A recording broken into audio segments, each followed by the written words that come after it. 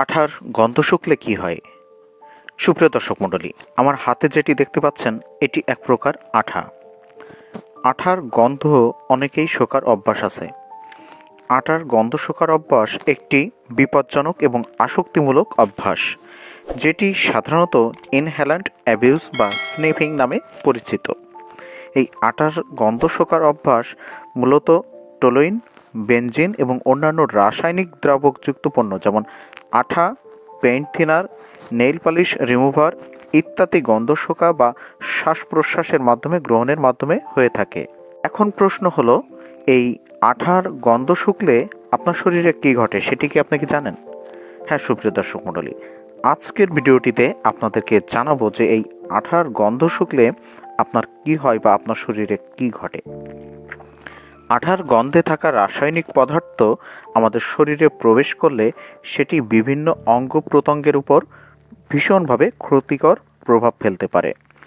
এগুলো শরীরের স্নায়ুতন্ত্র, শ্বাসযন্ত্র এবং অন্যান্য গুরুত্বপূর্ণ অঙ্গের কার্যক্রমে বিঘ্ন ঘটায়।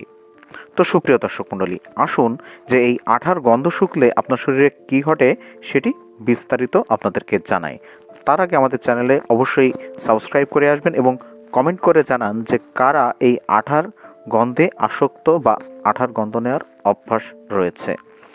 তো প্রথমেই আপনার যে ক্ষতিটি হয় সেটি হলো মস্তিষ্ক এবং স্নায়ুতন্ত্রের ক্ষতি হয়। আঠার গন্ধে রয়েছে টোলুইন বা বেনজিনের মতো এক ধরনের দ্রাবক পদার্থ।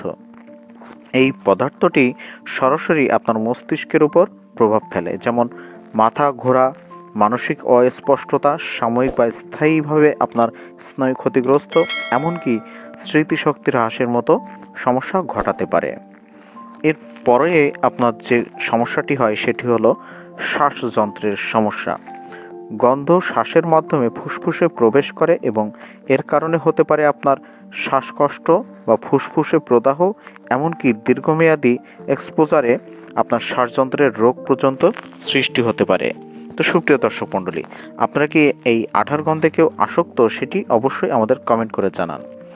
এরপরে আপনার যেটি ক্ষতি করে সেটি হলো রক্তে অক্সিজেনের ঘাটতি ফেলে। রাসায়নিক পদার্থগুলো রক্তে অক্সিজেনের সরবরাহে বাধা সৃষ্টি করতে পারে, যার ফলে আপনার বিভিন্ন সমস্যা যেমন ক্লান্তি, হৃদস্পন্দনের সমস্যা, এমনকি অজ্ঞান হওয়ার মতো ঘটনাও ঘটে যেতে থাকে।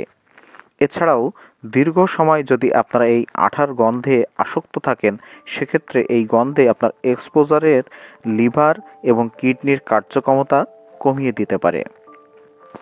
এরপরে যে ক্ষতিটি আপনার করে সেটি হলো আঠার গন্ধ নেশা সৃষ্টিকারী রাসায়নিক হিসেবে কাজ করতে পারে। এটি নিয়মিত যদি আপনি শুঁকতে থাকেন তাহলে আপনার শারীরিক এবং মানসিকভাবে আপনি এটির উপরে আসক্ত হয়ে পড়তে পারেন, যেটা আপনার জন্য ঝুঁকির কারণ হতে পারে। এবং খুব বেশি পরিমাণে আঠার গন্ধ শোকা শরীরের বিপাকীয় প্রক্রিয়ার জন্য গুরুতর বাধা সৃষ্টি করতে পারে বা ক্ষতি করতে পারে। এছাড়াও এটি আপনার কার্ডিয়াক অ্যারেস্ট বা শ্বাস প্রশ্বাস বন্ধ হওয়ার মতো জীবন সংকটাপন্ন পরিস্থিতি সৃষ্টি করতে পারে। তো সুপ্রিয় দর্শক মণ্ডলী, আপনারা কারা এই আঠার গন্ধে আসক্ত অবশ্যই কমেন্ট করে জানাবেন, এবং যদি এই আসক্তি থেকে আপনারা মুক্তি পেতে চান তাহলে আপনাদের যে করণীয় যদি জানতে চান আমাদের কমেন্ট করে জানান। পরবর্তী ভিডিওতে আমরা সেটি আপনাদেরকে জানিয়ে দিব যে এই আঠার গন্ধ নেওয়ার অভ্যাস থেকে আপনারা কিভাবে মুক্তি পাবেন। সুপ্রিয় দর্শক মণ্ডলী, পরিশেষে একটি কথা বলতে চাই, আঠার গন্ধ শোকার অভ্যাস অত্যন্ত বিপজ্জনক এবং মারাত্মক ঝুঁকির কারণ হতে পারে। এটি এড়াতে সচেতনতা জরুরি, এবং কেউ এই অভ্যাসে জড়িয়ে পড়লে তাকে অবলম্বে মানসিক স্বাস্থ্য বিশেষজ্ঞের সাহায্য নেওয়া উচিত। তো আজকের ভিডিওটি এ পর্যন্তই ছিল। সবাই ভালো থাকবেন, সুস্থ থাকবেন, ধন্যবাদ।